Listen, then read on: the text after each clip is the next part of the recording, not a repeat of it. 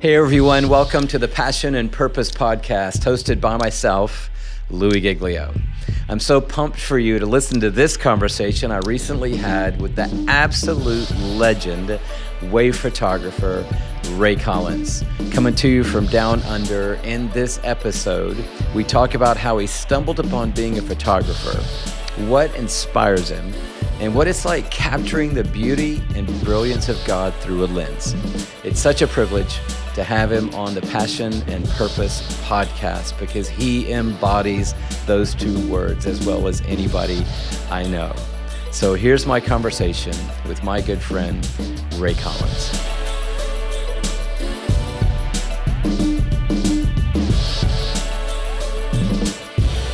I can't tell you how excited I am today to have our guest on the Passion and Purpose podcast. I'm not kidding you. I am like on a scale of 1 to 10, I'm on about a 54 right now because the person that we're inviting on to the podcast today is someone who honestly has made as big an impact on my life in the last 5 to 10 years as anybody on planet Earth.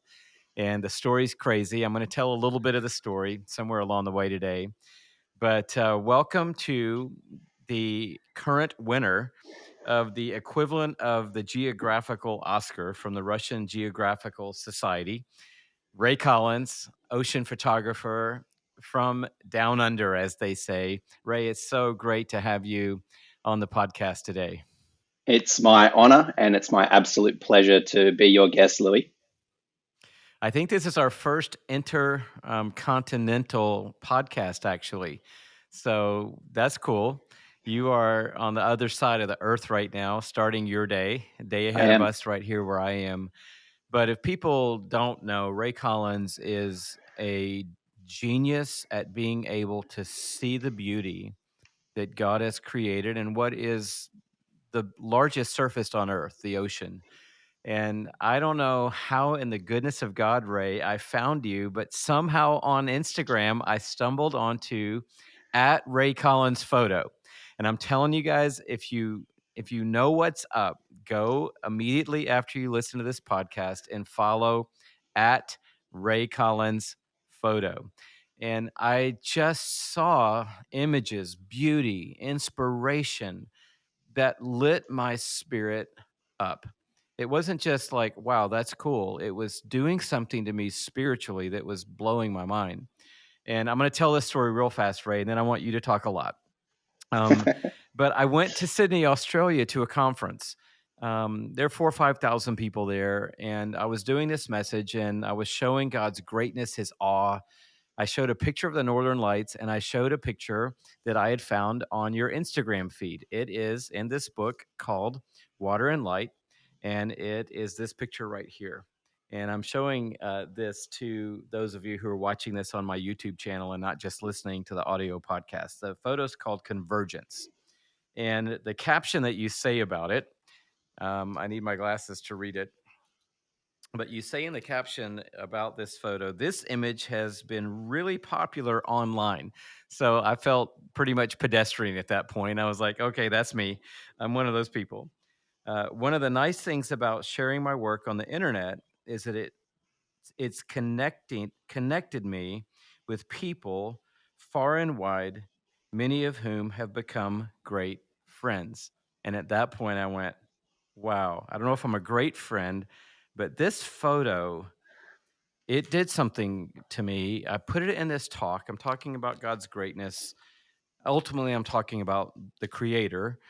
I get to the end of my message. I go back to my seat over here in this arena, and the session ends, and this girl comes up to me, and she says, "Hi, I'm so and so, and that was really cool that you used my brother's photo in your message." And I'm what? Like, hello? And she says, "Yeah, Ray Collins is my brother." And I just was like crazy. And I can't tell the rest of this story, but several other things happened over the next year that you and I ended up at church together on a Sunday afternoon. You came in late with Amber and your wife. And as you walked in, I didn't know who you were, but you ended up sitting in the seat two down from me. And I was like, I figured out, oh, that's Ray. I knew he was coming to the gathering. That's him. And I looked up on the wall behind the stage, and as the last song was being played, the package behind it was this unbelievable wave unfolding on the stage. And I thought, how is it possible? Because I don't think you'd been in church in a minute. That Nah. Ray just walked in. There's this unbelievable wave unfolding on this giant LED screen. And I'm like, it was telling me again, God, Louie, remember God is in the details. And we met that night, and which was a big highlight to me. We had dinner, and I said, Ray, did you notice when you walked in, there was this huge wave on the wall? And you said, oh, yeah, that's the such and such wave off. I think you said it's off Tasmania. You said, I photographed that wave many, many times, da da da da da, blah, blah, blah, blah, blah. I'm like, oh, obviously, you are the wave photographer. You know every wave on earth. But what a great story of how God knits things together. And thank you for images like Convergence, which is hanging in my office right now, literally like right above where I am on the wall every day, reminds me of God's greatness and beauty. So, welcome to the podcast, and thank you for using your gifts to touch people around the world with the beauty of what God has made. That caption that you read was in specific reference to you. Wow. it, Well, life is a trip, Louis. It's a trip, and yeah, I'm just so fortunate that our two circles overlapped, and yeah, we're in each other's lives now, buddy. So that's that. well, a lot of people have discovered now the beauty of what you do, and ultimately through that, the beauty of what God has made. And I just want you to take people back to the beginning because your story, it's not a straight line story. There was some twists and turns in the story. So how did you become Ray Collins, the winner of the Russian Geographical Society equivalent of the Geographical Oscar? How have you landed on the cover of every surf magazine, every wave magazine? There's a Netflix special that you're included in called Fish People. And honestly, there's not many people, if anybody, in your league. And so, were you born a photographer? How did all this happen? The way that like I hear all those things that you said, right? But they don't they don't mean anything. They don't represent. It's not something I try not to carry around because then I'm just held under these crazy expectations, and then I start to it can lead to some kind of spiral. So they're all great, but I find, and you'd probably attest to this, but you never actually arrive. You never make it. You just always, I don't know, just focused on going forward. And and all those accolades are great, and all of those interviews and features and movies and all that are so cool, and they help spread the word about the beauty of the ocean. But I feel so disconnected from that side of things. But I listen to you say it, and it's like, oh yeah, that are the things that happened to me. Wow, that's cool. Anyway, yeah. So I just got back from Moscow during a pandemic, which is a trip in itself because I haven't. No one's really traveled for 18 months, especially in Australia. And I last year was invited to submit an essay and a body of work about kind of what I do. And I, sat and reflected on just what I want to achieve, and what my passion is and what my purpose is, and wrote some words down, sent it off, didn't think anything of it, and I got a call 9 months later saying, "You're a finalist in this award. It's very prestigious. We'd like to fly you out to Moscow and have you be present at this thing." And still didn't think much of it because you don't want to count your chickens kind of thing. And um, our Australia's closed. The borders are closed. Russia's borders are closed to non-citizens. So just the thought of it actually all happening just was a far-flung kind of idea at the time. But sure enough, both governments agreed that it was in the best interests of the both countries' relations, and I was granted a special exemption to travel. And yeah, I somehow my name was called when they were announcing the thing, and um, yeah, I got the Crystal Compass Award, which is an 8 kilogram um, piece of crystal. Let me grab it. I love that you've got it Well, with you right now. I'm in the hotel quarantining, so I haven't been home yet. Australia's got really That strict. is legit. So, hey, before we continue the story, let's just take a snapshot. A few weeks ago, you were being whisked around Moscow. You won this prestigious award, which is very legit, by the way, the actual award itself, but what it represents is very important. And here you are now in like the average overnight, I miss my flight hotel at the Sydney airport for 14 days. And today is the day that you're going to get to see Amber and to return back to normal life. So you were that guy a few weeks ago, and now you've been basically locked in a box for 2 weeks. What is that all about? It just shows the yin and the yang of life. Being yeah, like whisked around by my driver Igor in a blacked out Mercedes everywhere we went, to being put in a basically yeah an airport hotel, which is a box with no open windows and no sunlight for 14 days. 14 days doesn't sound that long. I was in Moscow for 14 days. Now I've been in here for the same amount of time, and you have a lot of time to think and a lot of time to ponder. And I am so glad that my time is up here in a couple of hours, and I can just feel the breeze on my face and swim under a wave. And yeah, I haven't been in the ocean for a month. That's one of the bigger kind of lengths of time where I haven't been in the water. So that's another factor to all this. But yeah, freedom's on the other side. Tell us all the story of how you got into this position. I know that you were a coal miner, which doesn't seem like that's the same lane as being a world recognized ocean photographer, Yeah. but you're working in the coal mines. Pick the story up and tell us what was life like in the coal mine and how did you transition to where you are now? So working in an underground coal mine is probably what you think it would be. It's 3/4 of a mile straight down, or a kilometer straight down, and then about 30 kilometers in through a series of tunnels. And that was my workplace for 12-hour shifts. Um, Through winter, you wouldn't see the sun. You would leave at 6 a.m. and go underground. You would work for 12 hours, come out at 6 p.m., and then it's nighttime. And you just spent 12 hours in the dark, in the dust, in the dark, in the probably one of the most dangerous industries in the world. You have rock falls, and you have gas outs and explosions and pinch points. People lose fingers and thumbs, and you're shoveling dirty rocks around, and just knee deep in mud basically for 12 hours a day. And that was my black life. And I've always been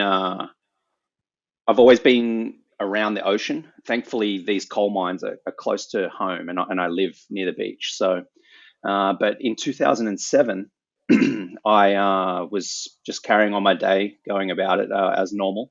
And because the visibility is really bad underground, I just was walking and just fell in a hole, and my whole body kind of buckled over my knee. And yeah, I just heard this like disgusting popping, kind of cracking sound.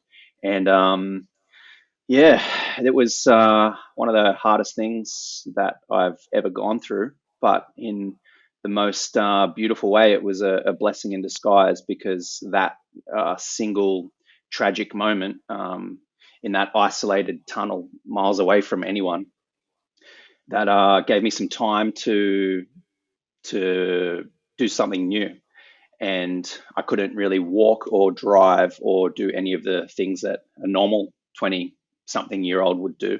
So I thought about exercising my mind, and photography was something that I'd always kind of wanted to dabble in and wanted to go a bit further. But I just never really took the chance to do it, and that was my chance. I bought a camera and read the manual back to front and just practiced on my little dog at the time, Chanik. Just took photos of her in different light and just understood how all the dials and buttons work, basically. Uh, yeah, so that was my entry to photography.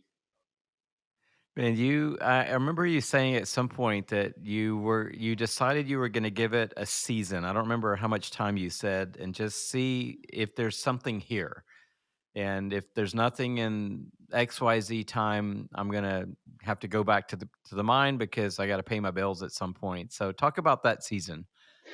Well, I remember telling Christy, my sister, who you've met, that I'm gonna just give myself a year to get a photo published, and it wasn't for anything else but just this little goal. Like, 'cause I needed to strive for something, and I didn't care which magazine it was in or how big it was or what the photo was, whether it was like a small postage size thing or whatever. And it was only a couple of weeks, maybe a couple of months into this 12-month journey of getting a photo published that I was fortunate enough to get the front cover of Surfing Life magazine, which was a total Wow. absolute surprise. I'll never forget walking into the shop and seeing my friend, who wasn't a professional surfer, standing inside this huge barrel of a wave and just going, "Whoa, it happened!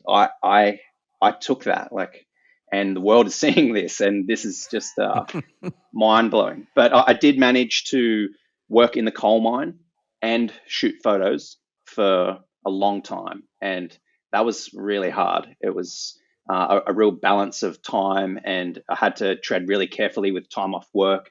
But I was really scared to leave the stability and the paycheck every week to chase to chase my passion.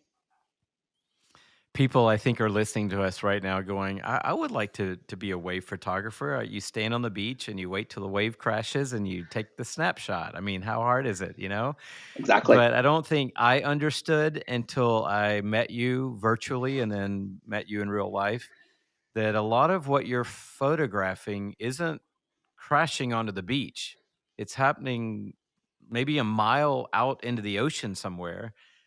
And the only way to get that photo is to strap on all your gear and swim out in the dark and find the shot. And I've been to Australia many times.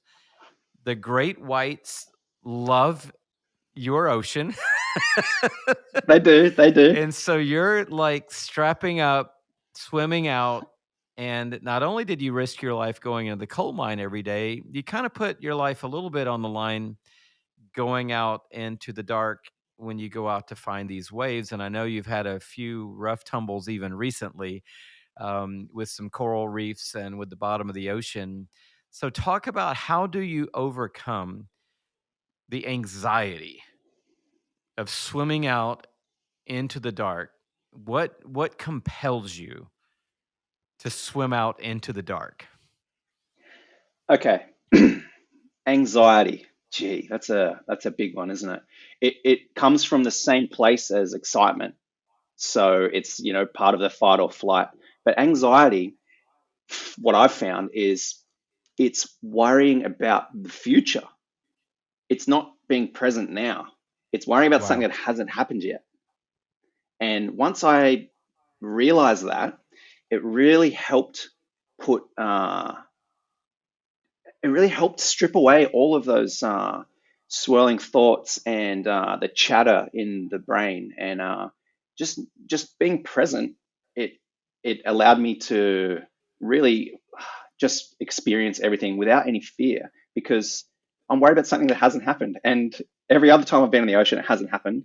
And if it does happen, then so be it. But yeah, it's something in the future that's a potential risk and worry. And once you harness that and see it for what it is, it's just a shift in perspective. And and that's how it's helped me overcome those feelings, because it's terrifying. You're swimming in the dark, waiting for the sun to come up, and it's a half an hour towards the horizon, and you have a lot of time to think. So Yeah, that's how I deal with it. That's how I cope with it. It's a sliding scale. It's hard to manage for sure, but that's the tool. That's part of my toolkit that I use to stay in the moment. I think you just summarized the book I just wrote in 2 minutes. So I so if you don't wanna read Don't Give the Enemy a Seat at Your Table or Goliath Must Fall or Putting in Extra Anxiety, just take Ray's advice. Um, Come for a swim. your first book is, when I was getting ready for this, conversation, I went home and, got both your books, and it's not hard for me to find them in my house because they have very prominent places. This first book, Found at Sea, which is such a great title, given the story that you were just sharing, is on our coffee table in our den, which we don't actually have coffee on, but it is the table in between the two sofas in our den. Right. And the cover is pretty astounding. If you're listening to this in an audio format, which I'm guessing the vast majority of people are, then please find it at Louie Giglio YouTube. But this is the image on the front. And you talk about this image in the book. I'm going to just try to hold this up so people can see it.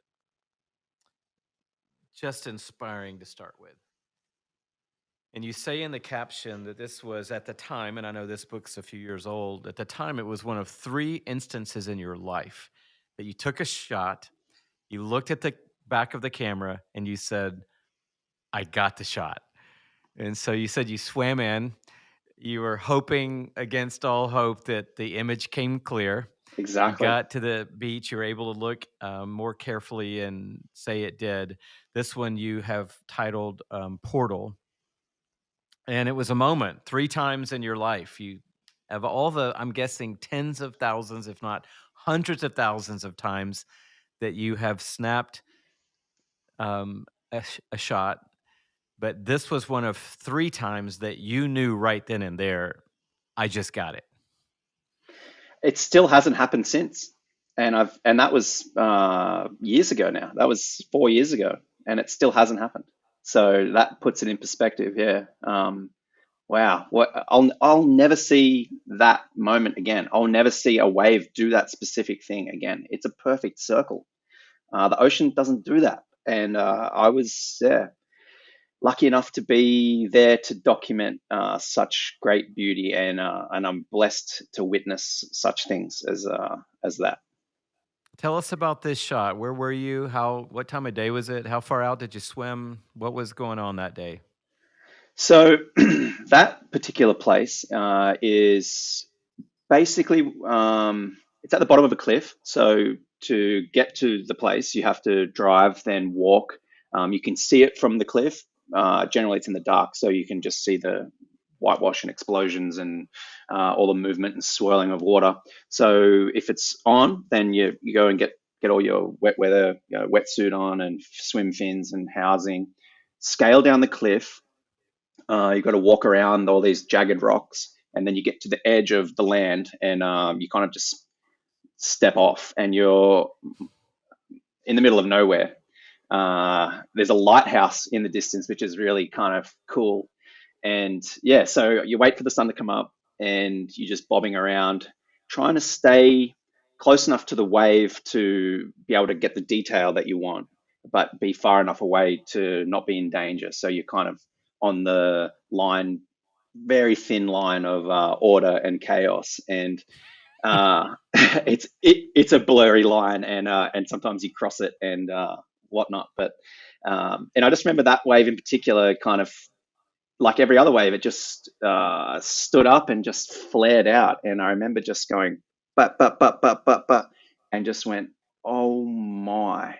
I think that I just seen something I've never seen before. And I hope that it was sharp, because it, it would be heartbreaking to get in and see that I didn't focus properly, or it wasn't composed, or I, cropped off half of it during the ups and downs of trying to track this beautiful formation. And yeah, I knew I had the shot. And when I zoomed in, when I got back to land, I just, I just thought how lucky I was. And I had no idea I was going to make a book in a couple of years' time. I had no idea it was going to be on the cover. I had no idea we'd be talking about it like this. And yeah, I can still vividly remember just seeing that and going, wow, like I got the shot. I got the shot. Wow, the book's called Found at Sea. The second book that you came out with is called Water and Light. Both books are on Amazon or at is it raycollins.com or raycollinsphoto.com? Second one, Ray Collins photo. Raycollinsphoto.com. And I'm we're not here to sell anything today, but I have one of the shots, Convergence, I talked about on the wall in the office where I do most of my day. It was a gift to me from some other Aussie friends, Hillsong United. And I have another one of your photos framed from another gift, another friend of mine, and another one of our locations at Passion City. And so I just want to encourage you, go to raycollinsphoto.com. And not only are the books amazing, but putting one of these images in your office or home is it's inspiring. And for me, Ray, I didn't grow up near the ocean. I have a good friend who's here right now, John, who's a surfer, and he gets more of what is going on. But I came to Australia a second time, so I met your sister. That was like mind blowing. I came a second time, and I was doing an event at a different place, and again, I used one of your images at the last second, like at the very last minute, they're almost introducing me, and I said to my teammate who was there, "See if their production team can get the photo from my Instagram account from yesterday on the screen immediately." Because what I was going to talk about was how God's glory, meaning you know, the otherness of God, is a heavy thing, and in my mind, I'm like, I'm in Australia. Everyone here understands the ocean. And I know there's a term called a heavy wave. I don't really know exactly what that means, but I know if I say that, people will relate to that. So I'm going to talk about how a heavy wave and the glory of God somehow are connected. Can you get that photo up? So I go up, the image comes up. I talk about it for a moment. I know who you are by now more. And so I mention your name. I get through the message. I sit down, and there's a young guy sitting next to me, and he leans over and he says, "You know, my dad was Ray Collins' pastor when he was growing up as a kid." And I'm like, "What?" And now the worlds are really colliding, and it's starting Seriously. to freak me out a little bit because the guy that's sitting next to me is lives in a different part of Sydney and could have watched this online, but he comes to this location because he knows that's where I'm going to be actually in person because his dad's running the whole thing. Joel LaBelle's who I'm talking about, his dad. And all of a sudden, we're like, I don't know. There's some order to God's plan, obviously, and He wanted us to know each other and meet each other. And I still kind of stand in awe of it to this day of how I came to know you and how God brought our lives together. But talk about for the people out there going, I like this Ray Collins guy, but I don't know anything about waves. What is a heavy wave? And more than that, help us understand the power of the ocean.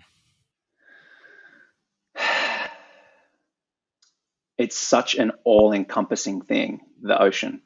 You know, 70% of our planet is salt water, and the forces that it creates uh, uh, would just tear entire cities down if a raw ocean wave were to come in, like an incoming swell. The photograph of a wave that shows the heaviness and the thickness and the volume of water, that that's almost the last step in the process of documenting the wave. It starts with looking online at weather forecasting and watching storms. You know, when you throw a rock into a pond and you see that spread of water, the ripples, Yeah. it's like that, but on a huge scale, on an absolutely huge scale. So I'm watching these radial spreads, these storms, blobs, purple blobs on the radar, and I'm trying to follow this storm to meet it at a location where it's calmed down enough for it to be smooth, but still have that raw power. And that's where my studio is. It's at the end of where this storm finishes, where the energy finishes. And the amount of water that you see and feel is so hard to convey in a still photograph. To be floating next to something so majestic and so grand, to be in that moment, that is so humbling. You can't fight it, you can't Wow. overpower it. You just have to surrender to it and constantly think about what's happening right now. And it's pretty rare in life that we get to do that. So I'm constantly reminded by how strong, how robust, how powerful the ocean is, and how delicate it is as well. We, us human beings, are going through a pretty crazy transition with the planet. I feel, and this big ship, I think we need to just start to steer it slowly back to a more sustainable place. But I'm constantly in awe of what God has made. I'm constantly sitting in that space where if I had my camera or not, it doesn't matter because I'm just enveloped by this force that is just so large and so powerful. And yeah, I like I said, I'm blessed to just to witness it and document it and share it and talk about it. I love that word. It's so humbling, and that's the way I feel it. I relate to that, and I haven't been out. I'm not a good enough navigator of the ocean to get out in the places that you do. It'd probably be a bad idea for me. Most people listening right now, Next I time you go come to to the Australia, Wedge sometimes in Newport, and I love it that the lifeguards there, they see you walking up, and if you get even like near the ocean, they're like, "Excuse me, no, you're not going in. You can go a mile down there and go in if you want, but if you go in here, we're just going to call the paramedics in about 5 minutes." So not going to happen. But you understand how to navigate this power and the force of it all and the intricacy at the same time. But you have to realize in this moment, don't you, that this is not a place where you can exert your will. This is a place where the will of what God has made is 100% in control once you put yourself in that moment. total surrender. You have no other choice. If you did try and fight it, you would be slapped back to reality so quickly. And man, you might not even, who knows how bad it could be if you weren't in tune with it, if you weren't uh, laying every part of your ego down and and just accepting it for what it is and feeling it and yeah, being present. There's no way you can outmuscle it or outpower it or outsmart it. It's just you almost switch off and connect. That's how I feel. Yeah, I know for me, just even you saying that right now makes me realize that the God that has created this world and that I believe that I know personally, he is mighty and majestic. He's overwhelmingly powerful, but he's so intricate. And that's such a beautiful description of who he is. And it makes me realize, even us talking right now, that my best move is surrender to the power and the majesty, to the intricacy and the overwhelming wonder of who he is, to rise up in that and say, well, I'm going to do it my way, or I'm going to make my decision, or I'm going to exert my will. It's going to end up the same way you just described. It's not going to be great in the end. So I wanted to ask you, and I've always wanted to ask you this: are there any ocean photographers or wave photographers that are inspiring you at the moment?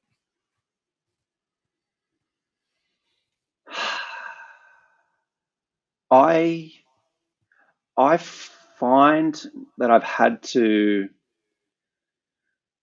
kind of disconnect from other people's work because I feel that at a subconscious level it might influence or kind of muddy up my own organic kind of vision. So there's so many of them. There's hundreds of amazing photographers, and I do see work pop up time to time, and it's like, oh my goodness, that is something I've never seen before. But I can't kind of sit and dwell in that place. Just for me personally, as a creative and as uh, a photographer. So I guess my influence and the things that inspire me is being outdoors in nature. And actually, most people, when they have a holiday, they go to the beach, and mine, I go to the mountains or out to somewhere kind of remote. But just looking at other artists, um, not ocean artists, like even kind of like Rembrandt's, and I've just been bombarded by museums in Russia where I've just written notes and have so much more study to do because I was just so fired up about seeing other people. We're all unique. We all have our gifts and our circumstances that make us individual to who we are. We're the sum of our experiences, and to look back and see people from 1500s drawing and writing and transferring color palettes to a piece of canvas. That has been really inspiring me lately because I feel like maybe how we can all look at like connect to each other through our work. I feel like I know that person, or I felt what that person was feeling because they've communicated it so well in their own unique way. So yeah, I guess to answer the question, that's what inspires me because I'm on my path and I don't want to deviate by accepting and unintentionally copying other people's work. So yeah, that's a Man, long that's way to just answer. why I love you so much. I resonate with that 1,000%. Most of my friends, or a lot of my friends, are do what I do. They communicate the gospel, and like you, we have the same subject matter. So a lot of my friends and we're all telling the same story. And but at the same time, I respect them all. But if you were to flip the question and say, what preachers are really inspiring you right now? I would I would answer just like you answered. I would Wow. say the story inspires me, and I love all my friends, and we're all different. But I don't want to get into this zone, which sort of the contemporary digital age has pushed us all into, where I'm spending all day looking at other people doing what God's called me to do, because my natural tendency is going to be comparison, jealousy, envy, possibly, depending on if people are liking what they're saying way more than they like what I'm saying right now, even though we're both saying the same story. And I find that I do respect everyone's art form in preaching, but at the same time, I want to just stay in the lane I'm in because I was made to do what I do the way I do what I do. And I someone asked me the other day, "What are you reading?" And I said, "Well, I just read this book about the Shard. It is a phenomenal building in London, and the vision of Irvine Seller. And the architect that created it was Lorenzo Piano, which he's one of the most unbelievable architects across Europe and the world. And currently, I'm reading the autobiographical work of Michelangelo, and that's what I love. And they're like, "Are you reading any books about preaching?" And I'm like, "No," but I am Exactly. learning how Michelangelo sculpted the David and the Pietà before he was 25 years old. Wow. And he made the Pietà when he was in Rome by himself under dire conditions with every fiber of emotion, passion, and desire and skill in his heart. And at the time, whoever commissioned it had moved out of power or something. I don't remember the details, Ray, but once he finished it, they were like, "Well, how are we going to get it into St. Paul's Cathedral? I mean, into St. Peter's in Rome?" And so they just said, "Well, there's the spot that the person had wanted it in." So these guys took it in under the cover of darkness, Wow. carried it up the stairs into the cathedral, into the chapel of the Kings of France, I think is where it is, into the nave, put it in its place, walked away, and there's, in my opinion, the greatest sculpture that's ever been created. That's what inspires me. It's looking around and seeing people create unbelievable beauty versus going, "Hey, what's every other preacher doing right now? And do I need to do more or less of that?" You sum that up very, very succinctly. That's exactly. I swear, like we've got so many parallels, huh? Like that's. I feel that in my heart. Exactly what, how you approach it and why you approach it that way, and uh, and getting inspiration from things that aren't particularly related to what we do. So everybody's got passion. You even talked about it earlier. You said my passion and my purpose. And right now we're kind of in that zone where I think everybody's got like a passion project. But where passion is in ample supply, perseverance to actually see the passion become reality seems to be in a lesser supply. So, could you talk for a moment to how do you move from passion to the kind of perseverance that's needed to actually see something become a reality? I think about my potential.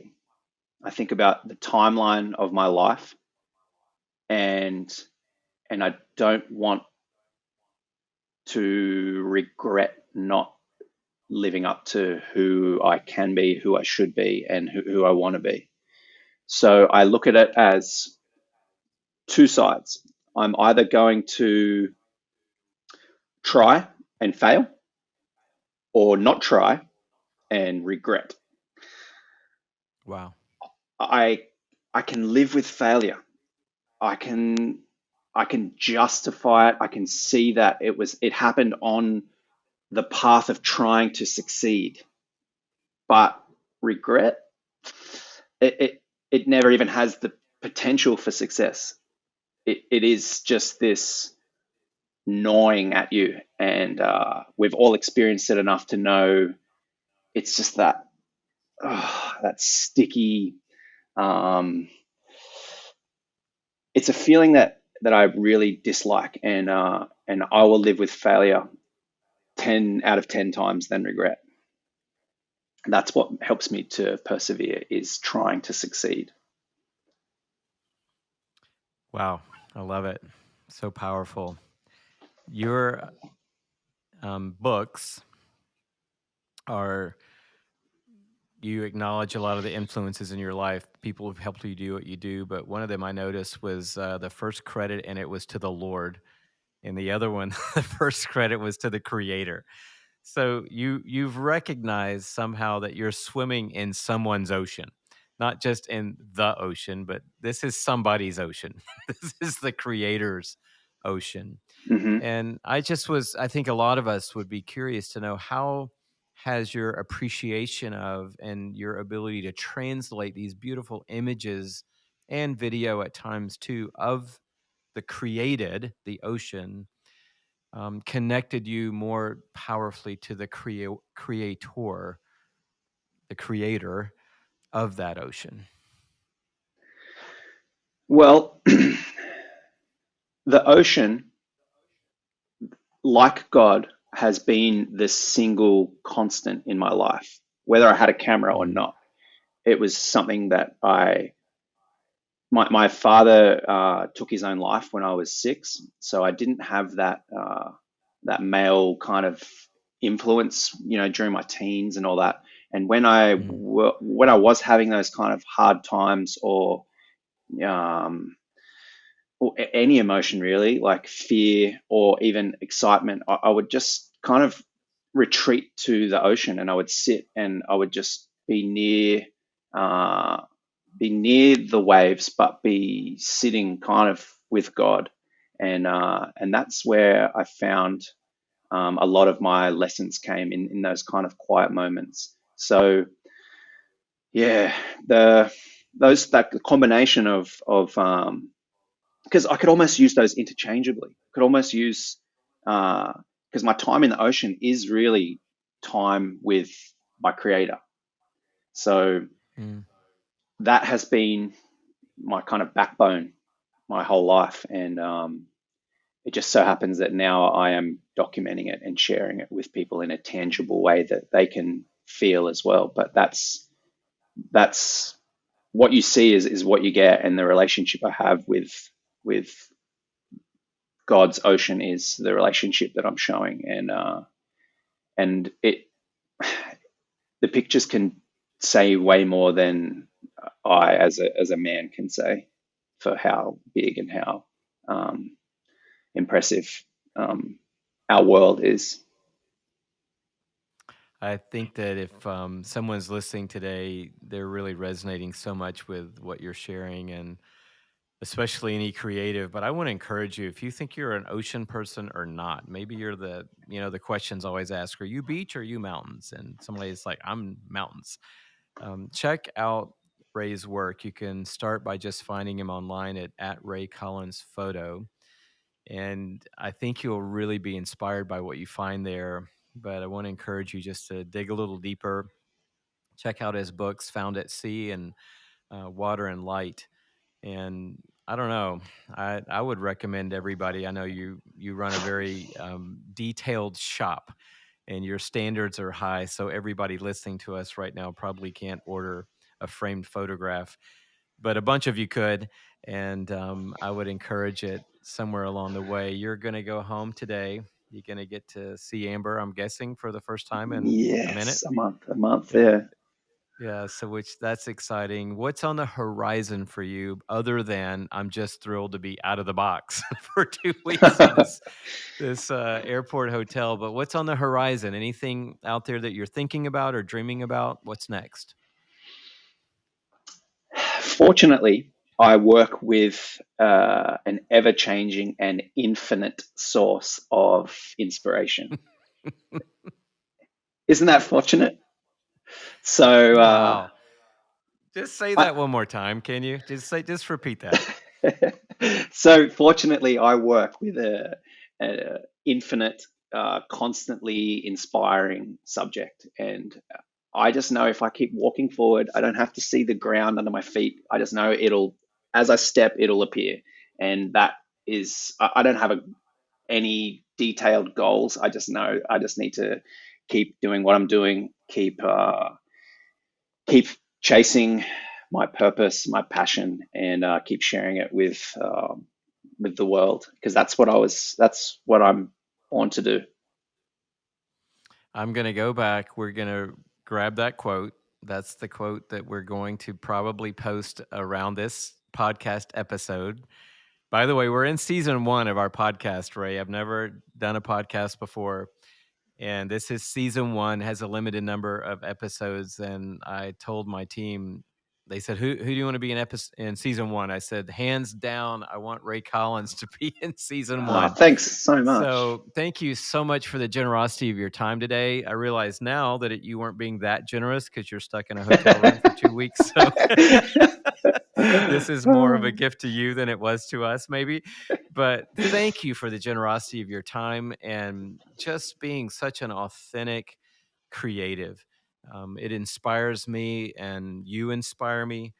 Your work inspires me, and through you, God really has touched my life. I just can't underscore that enough. And I like you work. I can't remember your exact words now, but I work with an immense and unchanging and endless and eternal subject. Every day I wake up to a relationship with the creator of the universe, and I have the privilege of telling the world about him. And wow, so I don't need to know what the plan is. That is Exactly. the plan. Walk forward. And I love it. So I just pray great favor on you. I hope the reunion today is incredible. I know it will be.